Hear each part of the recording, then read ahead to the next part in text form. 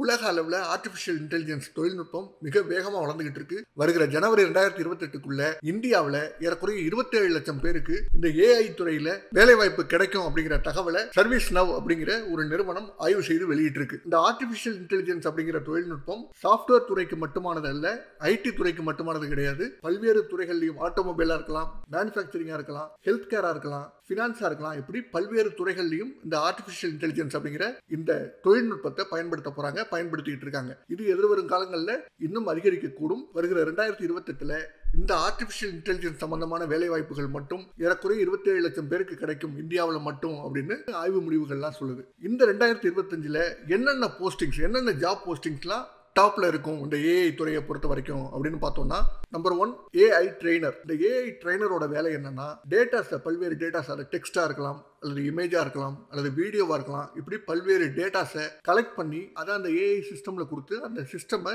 Train பண்ணணும். அதாவது users அந்த சிஸ்டம் கிட்ட ஏதாவது ஒரு query கேட்குறாங்கன்னா அந்த queryக்கு எப்படி ஆன்சர் பண்ணணும், அந்த சிஸ்டம் எப்படி ஆன்சர் பண்ணணும் அப்படிங்கிற ட்ரைனிங்கை இந்த ஏஐ ட்ரெய்னர் தான் அந்த சிஸ்டம்க்கு கொடுப்பாரு. எப்படி கொடுப்பாருன்னா, பல்வேறு கலெக்ஷன் ஆஃப் டேட்டாஸை கொண்டு அந்த சிஸ்டம்க்கு ட்ரெயின் பண்ணுவார். இதில் ஏஐ ட்ரெய்னரோட கீ ரெஸ்பான்சிபிலிட்டிஸ் என்னென்ன இருக்கும் அப்படின்னு பார்த்தோம்னா, டேட்டா மேனேஜ்மெண்ட். அது டெக்ஸ்டாக இருக்கலாம், இமேஜாக இருக்கலாம், ஆடியோவாக இருக்கலாம், வீடியோவாக இருக்கலாம், இப்படி எதுவாக வேணாலும் இருக்கலாம். அந்த டேட்டாவை மேனேஜ் பண்ண வேண்டிய பொறுப்பு, ரெஸ்பான்சிபிலிட்டி இந்த ஏஐ ட்ரெய்னருக்கு இருக்கு. அடுத்து அந்த சிஸ்டமை எப்படி ட்ரெயின் பண்ணணும் அப்படிங்கிற அந்த ட்ரைனிங் மாடலை டெவலப் பண்ண வேண்டியது இந்த ஏஐ ட்ரெய்னர். அடுத்து 3வது, அந்த சிஸ்டம் எப்படி பெர்ஃபார்ம் பண்ணுது, யூசர்ஸோட queryயை எப்படி ரெஸ்பான்ஸ் பண்ணுது அப்படிங்கிறத தொடர்ந்து மானிட்டர் பண்ணிட்டு இருக்கணும். மானிட்டர் பண்றது மட்டும் இல்லாம அந்த சிஸ்டமை மேலும் ஆப்டிமைஸ் பண்ணணும். இன்னும் பெர்ஃபெக்டா அந்த சிஸ்டமால எப்படி அந்த queryக்கு ரெஸ்பான்ஸ் பண்ண முடியும் அப்படிங்கிறத ஆய்வு பண்ணி அதை அந்த சிஸ்டமை ஆப்டிமைஸ் பண்ணணும். இதெல்லாம் ஏஐ ட்ரெய்னரோட ரொம்ப முக்கியமான ரெஸ்பான்சிபிலிட்டிஸ். இந்த ஏஐ ட்ரெய்னர் அப்படிங்கிற அந்த போஸ்டிங்க்கு என்னென்ன ஸ்கில்ஸ் இருக்கணும் அப்படின்னு பார்த்தோம்னா,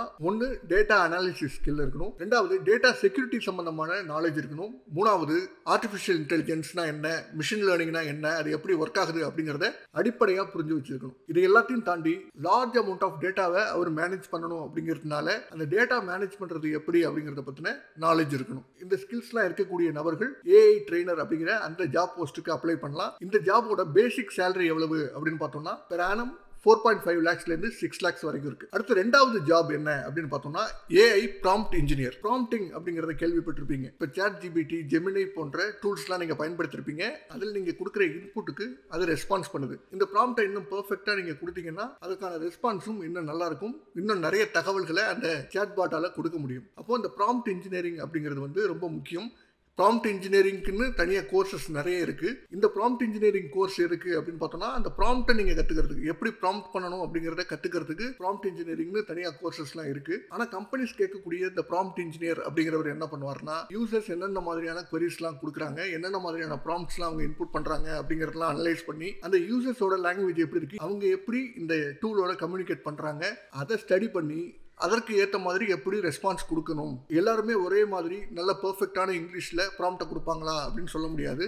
ஆனால் வெவ்வேறு யூசர்ஸ் கிட்ட இருந்து அந்த டேட்டாவை அனலைஸ் பண்ணுறது மூலம் அவங்களோட மைண்ட் செட் எப்படி இருக்குது, அவங்க எப்படி அந்த டேட்டாவை கேட்குறாங்க, என்ன ப்ராம்ப்ட் பண்ணி அதை கேட்குறாங்க அப்படிங்கிறதெல்லாம் அனலைஸ் பண்ணி இப்படி கேட்டால் இந்த சிஸ்டம் எப்படி ரெஸ்பான்ஸ் பண்ணணும் அப்படிங்கிறத அந்த சிஸ்டம்க்கு ட்ரெயின் பண்ண முடியும். இதை அந்த ஏஐ ப்ராம்ப்ட் இன்ஜினியர் அப்படிங்கிற நபர் பண்ணுவார். அவருடைய முக்கியமான ரெஸ்பான்சிபிலிட்டிஸ் என்னவா இருக்கும் அப்படின்னு பார்த்தோம்னா, ப்ராம்ப்டை டிசைன் பண்ணுறது. அதாவது புதிய புதிய யூசர்ஸ் என்னென்ன மாதிரியான ப்ராம்ப்ட்ஸ்லாம் கொடுக்குறாங்களோ அதை எப்படி ஒரு ப்ராப்பரான ப்ராம்ப்டாக மாற்ற முடியும் அப்படிங்கிறத அந்த ப்ராம்ப்டை டிசைன் பண்ணணும். இந்த சிஸ்டம், அதாவது இந்த ப்ராம்ப்டை ரிசீவ் பண்ணக்கூடிய அந்த சிஸ்டமை ஃபைன் டியூன் பண்ணணும். ஒவ்வொரு யூசருக்கு தகுந்த மாதிரி அந்த சிஸ்டமை ஃபைன் டியூன் பண்ணணும். அந்த சிஸ்டம் சரியான அவுட்புட்டை தான் கொடுக்குதா, சரியான ரெஸ்பான்ஸை தான் கொடுக்குதா அப்படிங்கிறத எவாலுவேட் பண்ணணும். இந்த சிஸ்டம்க்கு என்னென்ன மாதிரியான ப்ராம்ப்டை கொடுத்தா என்னென்ன மாதிரியான ரெஸ்பான்ஸ் வரும் அப்படிங்கிறத டாக்குமெண்ட் பண்ணணும். இதுதான் ஏஐ ப்ராம்ப்ட் இன்ஜினியரோட முக்கியமான ரெஸ்பான்சிபிலிட்டிஸ். ஒரு ஏஐ ப்ராம்ப்ட் இன்ஜினியருக்கு தேவையான ஸ்கில்ஸ் என்னென்ன அப்படின்னு பார்த்தோம்னா, ஒன்று நேச்சுரல் லாங்குவேஜ் ப்ராசஸிங், இன்னொன்று மிஷின் லேர்னிங். இது ரெண்டுலையும் ரொம்ப ஸ்ட்ராங்கான நாலேஜ் இருக்கணும். பைத்தான் அப்படிங்கிற ப்ரோக்ராமிங் லாங்குவேஜ் தெரிஞ்சிருக்கணும். நல்ல கம்யூனிகேஷன் ஸ்கில் இருக்கணும். அப்போ தான் அந்த ப்ராம்ப்டை இன்னும் நல்லா ஃபைன் டியூன் பண்ண முடியும். ஒரு ப்ராம்ப்டை நல்ல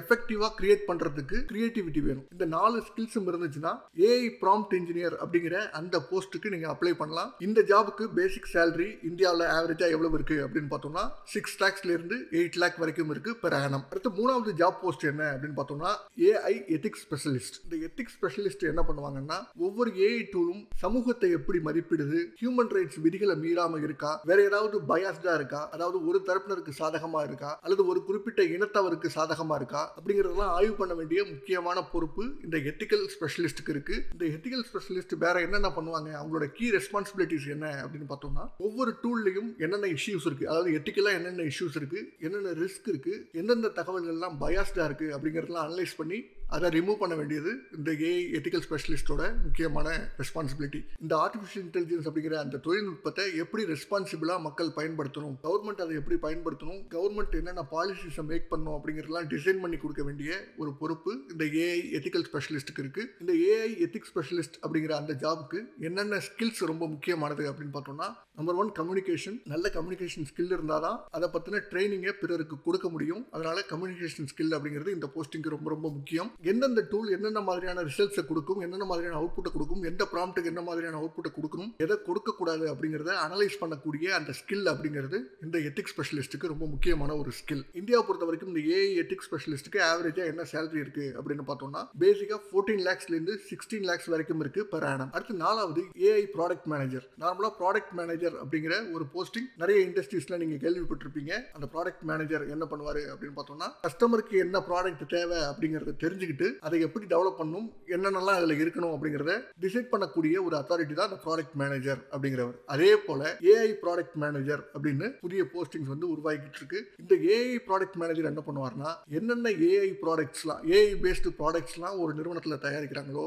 அந்த ப்ராடக்டோட டெவலப்மெண்ட், இம்ப்ளிமெண்டேஷன், ஆப்டிமைசேஷன் இந்த மூணையும் கண்காணிக்கிறது தான் இந்த ஏஐ ப்ராடக்ட் மேனேஜரோட முக்கியமான ரோல். இவரோட கீ ரெஸ்பான்சிபிலிட்டிஸ் என்னென்ன அப்படின்னு பார்த்தோம்னா, டெவலப்மெண்ட், ஒரு ப்ராடக்ட்டை டெவலப் பண்றதுக்கு முன்னாடி அதோட ஸ்ட்ராட்டஜி என்ன, அதாவது கிளைண்ட் என்ன கேட்கறாங்க, அதை எப்படி டிசைன் பண்ணணும், எப்படி டிசைன் பண்ணா மார்க்கெட்ல நல்லா மூவ் ஆகும் அப்படிங்கறதெல்லாம் டிசைட் பண்ண வேண்டிய முக்கியமான பொறுப்பு அப்படிங்கிறது இந்த ஏஐ ப்ராடக்ட் மேனேஜர் அப்படிங்கிற நபருக்கு இருக்கும். பல்வேறு டீம்ஸோட இவர் கொலாபரேட் பண்ண வேண்டியது இருக்கும். அதாவது ஒரு பக்கம் கிளைண்டோட கொலாபரேட் பண்ணணும், இன்னொரு பக்கம் டிசைன் டீம், இன்னொரு பக்கம் டெவலப்மெண்ட் டீம், இன்னொரு பக்கம் இம்ப்ளிமெண்டேஷன் டீம், இப்படி பல்வேறு டீம்ஸோட கொலாபரேட் பண்ண வேண்டிய முக்கியமான ரோல் வந்து இந்த ஏஐ ப்ராடக்ட் மேனேஜரோட ரோல். இந்த ஏஐ ப்ராடக்ட் மேனேஜருக்கு தேவையான முக்கியமான ஸ்கில்ஸ் என்ன அப்படின்னு பார்த்தோம்னா, முதல்ல artificial intelligence and machine learning, இது ரெண்டையும் பற்றியும் ரொம்ப ஸ்ட்ராங்கான நாலேஜ் இருக்கணும். அடுத்து 2வது நல்ல கம்யூனிகேஷன் ஸ்கில் இருக்கணும். ஏன்னா பல்வேறு டீமோட இவங்க கம்யூனிகேட் பண்ண வேண்டியிருக்கும், கஸ்டமர் கூட கம்யூனிகேட் பண்ண வேண்டியிருக்கும், டிசைன் டீமோட, டெவலப்மெண்ட் டீமோட, இம்ப்ளிமெண்டேஷன் டீமோட, டெஸ்டிங் டீமோட, இப்படி எல்லாரையும் கம்யூனிகேட் பண்ண வேண்டிய ரொம்ப முக்கியமான ஒரு பொறுப்பில்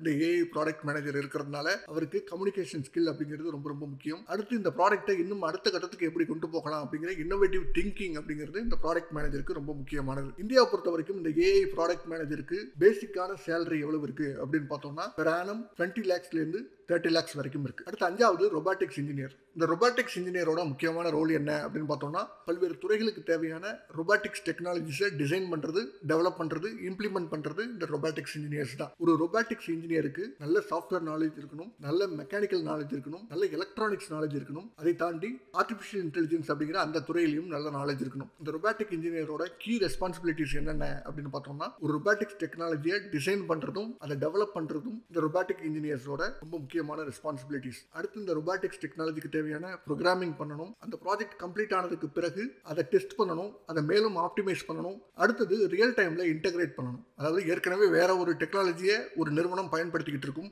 அதுல இந்த புதிய ரொபாட்டிக் டெக்னாலஜியை இன்டகிரேட் பண்ணணும். சரி, அவருக்கு தேவையான ஸ்கில்ஸ் என்னென்ன அப்படின்னு பார்த்தோம்னா, ரொம்ப முக்கியமா பைத்தான் அல்லது ஆர் அப்படிங்கிற ப்ரோக்ராமிங் லாங்குவேஜில் நல்ல நாலேஜ் இருக்கணும், கேட் தெரிஞ்சிருக்கணும், கண்ட்ரோல் சிஸ்டம்ஸ்னா என்ன, சென்சார்ஸ் எப்படி ஒர்க் ஆகுது, ஆக்சுவேட்டர்ஸ் எப்படி ஒர்க் ஆகுது அப்படிங்கிறத பற்றிலாம் நல்ல நாலேஜ் இருக்கணும். இந்த ரொபாட்டிக்ஸ் இன்ஜினியரை பொறுத்த வரைக்கும் இந்தியாவில் எந்த அளவுக்கு சேலரி இருக்கு அப்படின்னு பார்த்தோம்னா, ஃப்ரெஷருக்கே 4.5 lakhs வரைக்கும் per annum சேலரி கொடுக்குறாங்க. இதுவே எக்ஸ்பீரியன்ஸ்டாக இருந்தால் 20 lakhs வரைக்கும் per annum சேலரி கிடைக்கும். அடுத்த 6வது natural language processing engineer, NLP engineer அப்படின்னு சொல்லுவாங்க. இந்த நேச்சுரல் லாங்குவேஜ் ப்ராசஸிங் இன்ஜினியரோட முக்கியமான ரோல்ஸ் என்ன அப்படின்னு பார்த்தோம்னா, ஹியூமன் லாங்குவேஜஸை இன்டர்பிரட் பண்றதுக்கு, அண்டர்ஸ்டாண்ட் பண்ணிக்கிறதுக்கு, அதை ஜென்ரேட் பண்றதுக்கு தேவையான அல்காரிதம்ஸை எழுதக்கூடியவங்க இந்த என்எல்பி இன்ஜினியர்ஸ். இவங்களுக்கு கம்ப்யூட்டர் சயின்ஸ் நல்லா தெரிஞ்சிருக்கணும், ஆர்டிஃபிஷியல் இன்டெலிஜென்ஸ் நல்லா தெரிஞ்சிருக்கணும், இன்னும் முக்கியமா லிங்குவிஸ்டிக் நாலேஜ் இருக்கணும். இவங்களோட முக்கியமான ரெஸ்பான்சிபிலிட்டிஸ் என்னென்ன அப்படின்னு பார்த்தோம்னா, அல்காரிதம் டெவலப்மெண்ட் தான். அதாவது ஹியூமன் லாங்குவேஜஸை அண்டர்ஸ்டாண்ட் பண்ணிக்கிறதுக்கும் ஜென்ரேட் பண்றதுக்குமான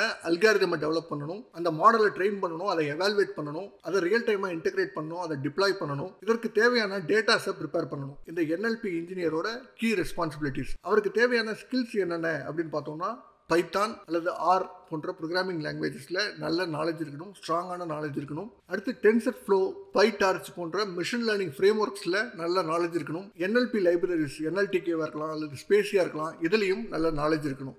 அடுத்து 7வது job computer vision engineer. Computer vision engineer அப்படின்னா ஒன்றும் இல்லை, விஷுவல் டேட்டாவை அண்டர்ஸ்டாண்ட் பண்ணிக்கிற மாதிரியான டூல்ஸை டிசைன் பண்ணுறது, டெவலப் பண்ணுறது, அதை இம்ப்ளிமெண்ட் பண்ணுறது தான் இந்த கம்ப்யூட்டர் விஷன் இன்ஜினியரோட வேலை. நம்ம கண்ணு முன்னாடி இருக்கிறத எப்படி நம்ம ரெகக்னைஸ் பண்ணிக்கிறோமோ அதே மாதிரி கம்ப்யூட்டர் விஷன் அப்படிங்கிற அந்த டெக்னாலஜின் வழியாக அந்த டூல் வந்து தனக்கு முன்னாடி இருக்கக்கூடிய பொருட்கள் என்னென்ன ஆப்ஜெக்ட்ஸ் இருக்குது அப்படிங்கிறத ஐடென்டிஃபை பண்ணுறது தான் அந்த டூலோட வேலை. அந்த டூலை டிசைன் பண்ணுறது தான் கம்ப்யூட்டர் விஷன் இன்ஜினியர் அப்படிங்கிறவரோட வேலை. இந்த கம்ப்யூட்டர் விஷனோட ரொம்ப முக்கியமான அப்ளிகேஷன் என்ன அப்படின்னு பார்த்தோம்னா, ஒரு ஆட்டோமேட்டிக் வெஹிக்கிள் எடுத்துக்கலாம், அதாவது டிரைவர்லெஸ் வெஹிக்கிள் எடுத்துக்கலாம். டிரைவர்லெஸ் வெஹிக்கிள் எப்படி இயங்குது, முன்னாடி ஏதாவது கார் போகுது அல்லது பஸ் போகுது அல்லது ஏதோ ஒரு மரம் இருக்கு அல்லது டர்ன் இருக்கு அப்படிங்கிறத ஆட்டோமேட்டிக்கா ஐடென்டிஃபை பண்ணிக்குது. அதை எப்படி பண்ணுது அப்படின்னு பார்த்தோம்னா இந்த கம்ப்யூட்டர் விஷன் அப்படிங்கிற அந்த டூல் வழியாகத்தான். இந்த கம்ப்யூட்டர் விஷனை டெவலப் பண்ணக்கூடிய இன்ஜினியர்ஸ் தான் கம்ப்யூட்டர் விஷன் இன்ஜினியர்னு சொல்றாங்க. அவங்களோட முக்கியமான ரெஸ்பான்சிபிலிட்டி என்ன அப்படின்னு பார்த்தோம்னா, அவங்க என்ன டூலை டெவலப் பண்ண போறாங்களோ அதற்கு தேவையான அல்காரிதம் அவங்க டெவலப் பண்ணணும், ஒரு மாடலை இம்ப்ளிமெண்ட் பண்ணணும், அதை டெஸ்ட் பண்ணணும், அதை ஆப்டிமைஸ் பண்ணணும், தொடர்ந்து ரிசர்ச் அண்ட் டெவலப்மெண்ட்ல ஈடுபட்டுக்கிட்டு இருக்கணும். இதுதான் அவங்களோட முக்கியமான ரெஸ்பான்சிபிலிட்டிஸ். அவங்களுக்கு தேவையான ஸ்கில்ஸ் என்னென்ன அப்படின்னு பார்த்தோம்னா,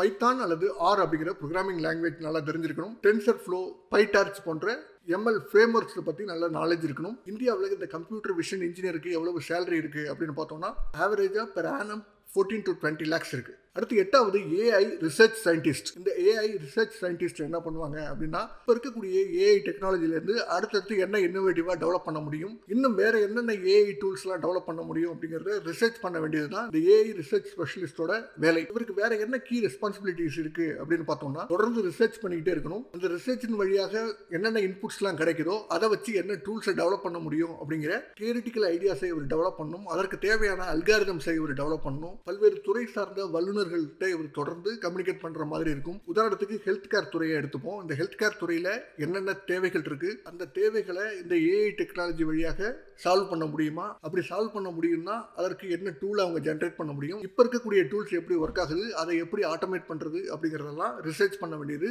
இந்த ஏஐ ரிசர்ச் சயின்டிஸ்டோட வேலை. அவருக்கு தேவையான முக்கியமான ஸ்கில்ஸ் என்ன அப்படின்னு பார்த்தோம்னா, computer science, mathematics, statistics, artificial intelligence, அப்புறம் அந்த குறிப்பிட்ட துறை, ஹெல்த் கேர்னா ஹெல்த் கேர், ரீட்டைல்னா ரீட்டைல், எஜுகேஷன்னா எஜுகேஷன், அந்த துறையில் நல்ல ஐடியா இருக்கணும். இது எல்லாத்துலேயுமே நல்ல ஸ்ட்ராங்காக இருக்கக்கூடிய ஒரு நபர் இந்த ஏஐ ரிசர்ச் சயின்டிஸ்ட் ஆக முடியும். டென்சர் ஃப்ளோ, பைடார்ச் போன்ற எம்எல் ஃப்ரேம் ஒர்க்ஸ்லையும் அவருக்கு நல்ல நாலேஜ் இருக்கணும், நல்ல கம்யூனிகேஷன் ஸ்கில்ஸ் இருக்கணும். ஏன்னா பல்வேறு துறை வல்லுநர்கள்ட்ட இவர் தொடர்ந்து பேசிக்கிட்டு இருக்க வேண்டிய சூழல் இருக்கும். அவங்க கூட கம்யூனிகேட் பண்ண வேண்டிய தேவை இருக்கிறதுனால நல்ல கம்யூனிகேஷன் ஸ்கில் அந்த நபருக்கு இருக்கணும். இதெல்லாம் இருந்துச்சுன்னா அவரால் ஏஐ ரிசர்ச் சயின்டிஸ்ட் அப்படிங்கிற அந்த ஜாப்க்கு அப்ளை பண்ண முடியும். இந்தியாவில் இந்த ஏஐ ரிசர்ச் சயின்டிஸ்டுக்கு எவ்வளவு சேலரி கிடைக்கும் அப்படின்னு பார்த்தோம்னா, ஆவரேஜா 16 ல இருந்து 30 lakhs வரைக்கும் பெர் ஆனம் கிடைக்குது. அடுத்து 9வது டேட்டா சயின்டிஸ்ட். டேட்டா சயின்டிஸ்ட் அப்படிங்கிற வேலையை தான் ஜாப் ஆஃப் த செஞ்சுரி அப்படின்னு சொல்றாங்க. இந்த டேட்டா சயின்டிஸ்டோட வேலை என்ன அப்படின்னு பார்த்தோம்னா, பல்வேறு டேட்டாஸை கலெக்ட் பண்ணி அதை அனலைஸ் பண்றது, அதை இன்டர்பிரட் பண்றது தான் இந்த டேட்டா சயின்டிஸ்டோட வேலை. ஒரு டேட்டா சயின்டிஸ்டுக்கு மல்டிபிள் ஸ்கில்ஸ் இருக்கணும். ஒன்று ப்ரோக்ராமிங், இன்னொன்று மேத்தமெட்டிக்ஸ்,